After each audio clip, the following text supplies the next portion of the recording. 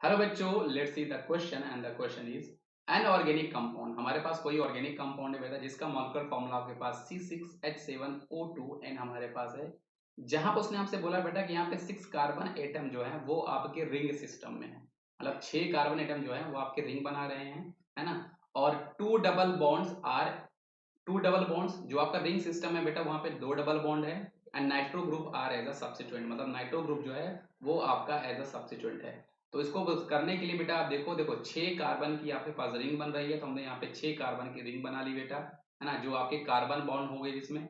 साथ ही उसने हमसे ये बोला है कि आपका यहाँ पर 2 डबल बॉन्ड है आपके पास। अब यहाँ पर बेटा 2 डबल बॉन्ड होंगे, साथ ही साथ नाइट्रो ग्रुप यहाँ पर आपका सब्स्टिट्यूएंट है, तो ये मैंने नाइट्रो ग्रुप लगा दिया। इसके रिस्पेक्ट में मैं 2 डबल बॉन्ड बनाता हूँ बेटा, तो एक डबल बॉन्ड मैं आपको यहाँ पर बना सकता हूँ, एक मैं यहाँ पे बना सकता हूँ। दूसरा स्ट्रक्चर आप क्या बना सकते हो बेटा, दूसरे स्ट्रक्चर में अगर मैं यहाँ पर NO2 लेता हूँ तो डबल बॉन्ड मैं आपका यहाँ पर और यहाँ पर बना सकता हूँ।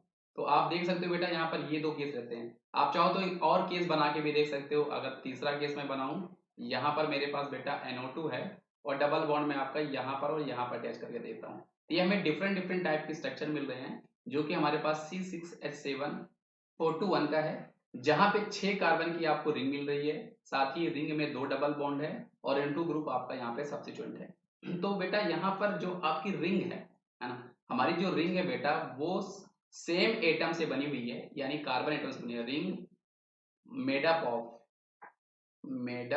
ऑफ सेम कार्बन एटम, है ना, सेम कार्बन एटम से बना हुआ है, मतलब रिंग में केवल और केवल आपके पास यहाँ पर कार्बन एटम ही और कुछ नहीं है। इसलिए ये तो आपका बेटा होमोसाइक्लिक होगा, मतलब ये आपका होमोसाइक्लिक है। लेकिन बेटा ये आपका एरोमेटिक नहीं है, क्योंकि एरोमेटिसिटी के लिए हमें बेटा ये हकल रूल को फॉलो करना चाहिए। और हकल रूल की जो सबसे बेसिक कंडीशन होती है बेटा, वो क्या होती है कि आपकी एरोमेटिसिटी के लिए क्या होती है बेटा, थ्रू आउट द रिंग आपका कॉन्जुगेशन होना चाहिए।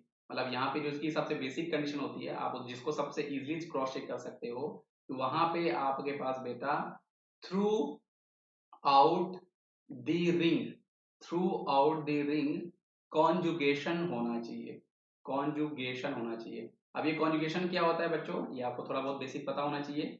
तो यहाँ पर आप देख सकते हो बेटा, आपके पास रिंग में थ्रू आउट द रिंग में हमारे पास यहाँ पे कॉन्जुगेशन है ही नहीं। और अगर आपके पास कॉन्जुगेशन नहीं है, क्योंकि आप यहाँ पे देखो पाई बॉन्ड सिग्मा सिग्मा, आपको अल्टरनेट पोजीशन पाई बॉन्ड की मिल ही नहीं रही है यहाँ पर, इसलिए आपका ये एरोमेटिक नहीं होगा। और इस क्वेश्चन का सही जवाब हमारे पास ऑप्शन नंबर ए हो जाएगा।